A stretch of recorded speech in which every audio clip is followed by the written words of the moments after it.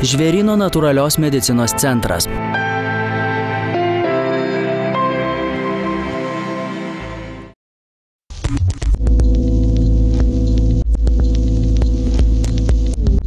Ar kada pajutote, kaip stipriai mūsų suko laiko verpetas? Kaip skubėdami gyventi ir suspėti su šiandienos gyvenimo tempu, prasilenkėme vieni pro kitus nepakeldami akių ir baisiausia, užmirždami patys save. Savo poilsį, ramų miegą, teisingą mitybą, o svarbiausia – savo sveikatą. Stop ženklas mūsų gyvenimuose dabar įsijungia tik tada, kai veidrodyje nebeatpažįstame savo atvaizdo, ar netikėtai išgirstame bauginančią medikų diagnozę. Tuomet puolame ieškoti pagalbos. Pagalbos, už kurią būname pasiryžę atiduoti bet ką. Pagalbos, kuri sugrąžintų mums brangiausią turtą – sveikatą. Labai svarbu pradėti nuo minčių. Aišku, žmogus turi pirmoje eilėje galvoti, ką jis galvoja, ką jis sako, kaip jis elgiasi su visuomenė, nes emocijos turi labai didelę įtaką sveikatai. Čia yra mentaliniam lygmenį. O fiziniam kūnui labai svarbu, kas ateina į jį.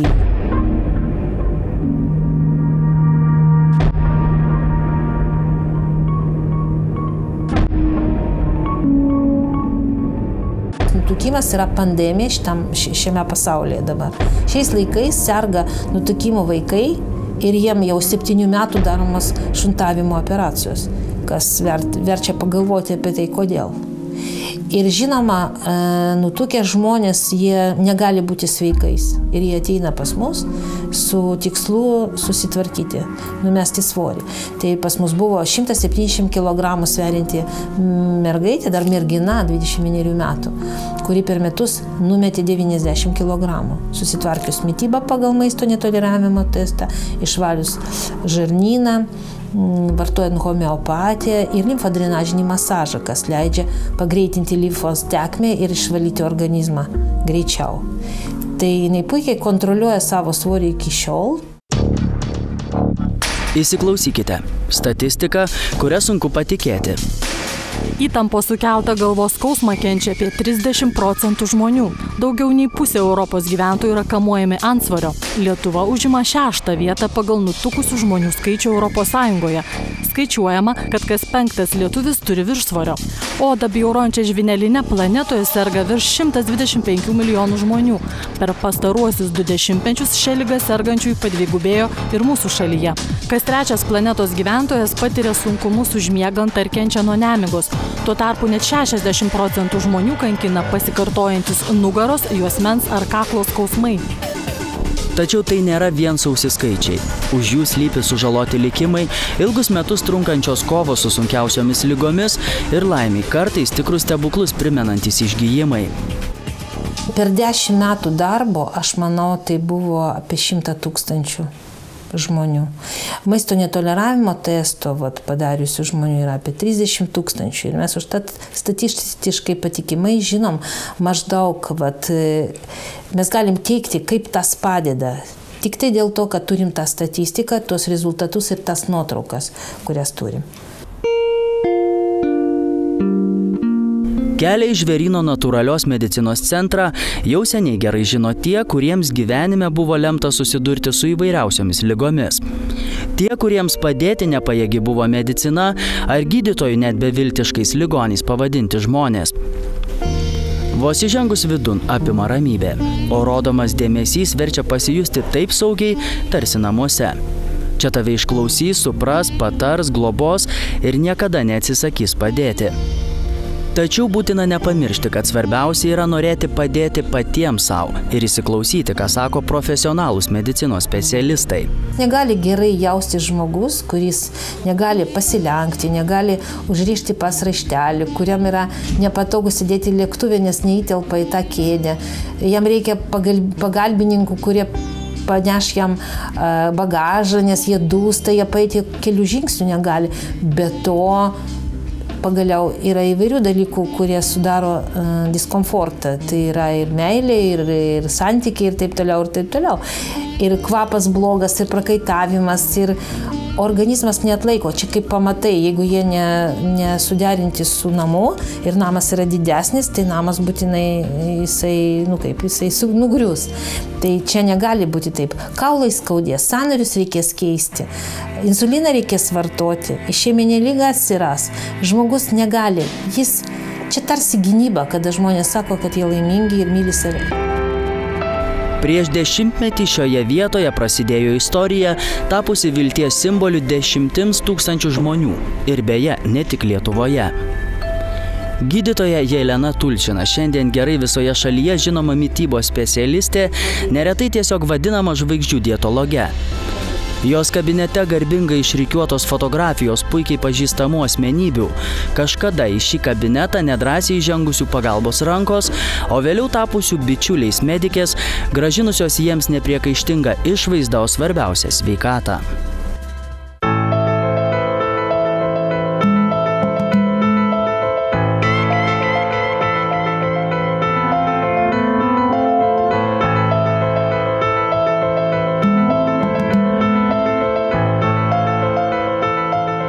Kaip mano buvo nuotraukos prieš tai, jūs matėte, tai čia dabar yra super, kaip sakė. Mindaugo rankos praėjus vos 1,5 mėnesių nuo mitybos pagal kraujo kodą išgijo. Galbūt tai naujas tikėjimas, o gal tiesiog mada. Mylimo kūno turi būti daug, tinka tik toms, kurios pačios savęs visiškai nemyli. Kaip atsikratyti 25 kilogramų? Buvusiam Lenkijos prezidentui Aleksandrui Kvasnievskiui tai padaryti pavyko. Jelena Tulčina sako, kad siekiant numesti nereikalingus kilogramus ir sustiprinti sveikatą, svarbiausias yra žmogaus noras keistis. Televizijos laidos ir straipsniai spaudoje tapo savotišku įvertinimu ilgus metus trunkančio darbo. Žiniasklaida atidžiai iki šiol seka Žvėryno natūralios medicinos centro ir jo įkūrėjos veiklą. Tačiau mažai kas žino, kad ilgas ir duobėtas kelias į savotišką perversmą medicinoje Jelenai Tulčinai prasidėjo ne nuo moderniausia aparatūra aprūpintos klinikos ir tikrai ne nuo žvaigždžių. Prasidėjo jis nuo asmeninės istorijos, privertusio šią moterį tapti natūralios medicinos pradininke Lietuvoje. Tada prieš 14 metų kardiologe dirbusi Jelena pati tapo nuolatinė medikų paciente.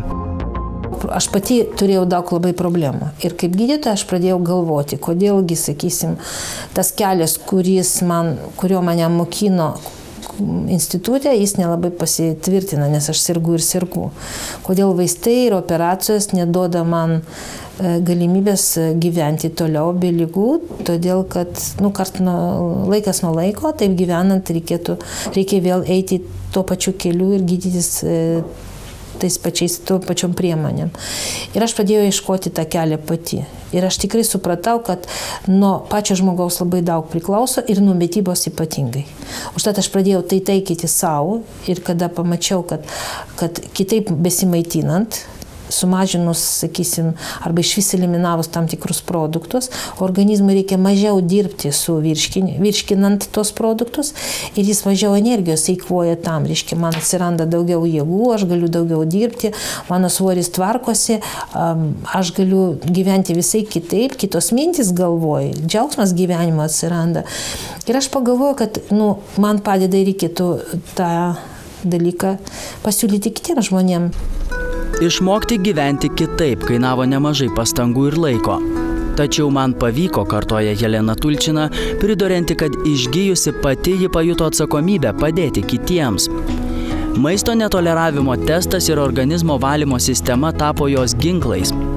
Maisto netoleravimo testas – metodika, pagal kurią mes galim pažiūrėti, kokie maisto produktai tinka imunitetui, kokie ne.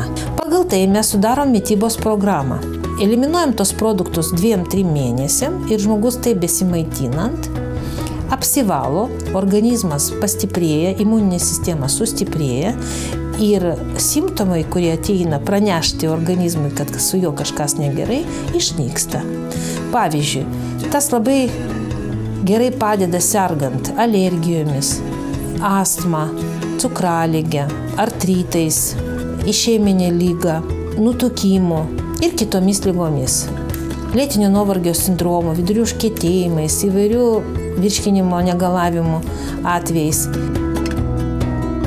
Vos keletas minučių laboratorijoje ir tik 10 ml kraujo. Keletas valandų kruopštaus specialistų darbo ir prieš jūsų akis atsiduria planas, kaip sulieknėti ar išgyti. Kai ištyri 150 produktų, tų, kuriuos galima valgyti, yra labai daug. Mes ištyrėm visas grūdinės kultūras, visų praktiškai mėsų įvairovę, mes galim ištirti visas praktiškai žuvis ir iš tikrųjų bent 50 produktų iš tų, kuriuos mes ištyrėm, tikrai žmonės gali valgyti, jie tikrai nebadauja, bet jiems sudaroma programa pagal subalansuotą mitybą, kur yra 10% baltymų, 10% riebalų ir 80% kompleksinių angliavandenių. Žmogus praktiškai valgo viską, tik tai subalansuotai, o reiškia produktus, kurių negali valgyti, laikinai nevalgys. Bet tai nereiškia, kad visą gyvenimą jis turės asketiškai gyventi, nevartoti ten labai mėgstamų produktų, ne, mes išmokinam, kaip reikia ateityje juos naudoti, kad neatsirastų vėl slapta alergija. Kruopščiai sukurtos metodikos dėka ne tik tirpsta kilogramai ar traukiasi ligos, bet ir keičiasi pats gyvenimo būdas. Tačiau tam, kad rezultatai būtų kuo geresni, reikia ir išsivalyti organizmą, o pradėti viską nuo žarnyno valymo. Tuos, ką baugina šis žodis, Jelena Tulčina skuba nuraminti. Ir kalba ji ne gandais ar lakios fantazijos kuriamomis istorijomis, o mokslinių tyrimų rezultatais, išvadomis, tūkstančių pacientų bei savo pačios patirtimi. Iš tikrųjų, tai yra iš senovės laikų žinoma procedūra dar nuo Hipokrato laikų. Ir Hipokratas, ir Galenas gydė žmonės, paprasčiausiai išvalius organizmą arba žarnyną, storąją žarną, kada darydavosi žmogui blogai, ar ten užkietėjai viduriai, ar ten blogai jaučiasi, ar silpna, ar dar kažkas. Ir visada sodino į paprastų žmonių dietą tam, kad pagerėtų savijautą. Tiesiog daugelis metų Lietuvoje ir visam pasaulyje naudojamas taip vadinamas sifoninės klizmos sanatorijose, kurortuose, arba ten žarnyno dušas, kuris iki šiol žinomas kaip normali tradicinės medicinos priemonė. Atstatyti storosios žarnos sveikatą ir žmogui, po tos procedūros žmogui darosi žymiai geriau, nes nešvarumą jį palieka. Ką daryti, kai gyvenimo džiaugsmą temdo ilgus metus trunkanti migrena, nugaros skausmai, kamuoja krypstantis stuburas ar įtempto gyvenimo būdo padariniai kankina jūsų pilvą? Dar XIX amžiuje sukurtas mokslas osteopatija ne tik padeda surasti negalavimų priežastis, bet ir jas įveikti.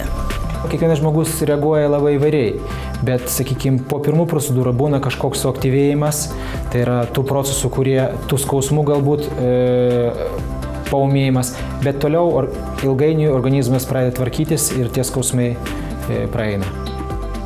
Visų pirma, osteopatija tai yra visą organizmą apimantis mokslas, kurio tikslas surasti priežastį, dėl kurios atsirado kažkoks tai sutrikimas. Iš tiesų, osteopatija užsiima tais pakitimais, kurių dar tradicinė medicina negali atsekti. Ir žmogui atėjus pas osteopatą galima juos užbėgti už akių ir juos rasti ir juos sutvarkyti. Ne ką mažiau nei galimybė laisvai judėti, kiekvienam iš mūsų svarbu laiku išgirsti ir vidinį organizmo šauksmą, pritrūkus vitaminų, užpuolus virusui ar artinantis klastingai ligai. Visame pasaulyje pripažįstama ir patikima biorezonansinio tyrimo metodika veikia net 85% tikslumu. Šitas principas tai dažnių charakteristika. Sveiko organo dažniai skiriasi nuo patologinio organo dažnių. Ir mes tada atrandam, dėl kokios priežasties yra dažnis patologinis. Ir tikslumas 85%, užtat tikrai rezultatai labai geri. Ir žmogus, kuris pajaučia šiokius tokius negalavimus, būna taip, kad poliklinikui daromi tyrimai visi normalūs, normos ribose. Bet ištyrus kai kurios elektromagnetinius poveikius ir dar kitus, mes galim užkirsti kelią problemai. Mes šitus žirnelius pakraunam dažniais. Šitie dažniai atitinka homeopatinių vaistų dažniais. Čia vokiečių atradimas nuo 1977 metų. Šymelis Vokietijoje sugalvojo ir atrado šitą aparatūrą. Ir tikrai jinai veiksminga labai. Ir kada mes žiūrim, pavyzdžiui, problemą ir parenkam vaistus, mes per efektyvų medikamentą, čia yra toks testas, kuris atitinka jūsų organizmui poreikiams. Ir mes dedam žirniukus į šitą daviklį ir mes žiūrim, kai organizmas yra subalansuotas, pavyzdžiui, 3 žirniukai subalansuoja visą organizmą. Ir tada reiškia, kad 3 žirniukai jum atitinka.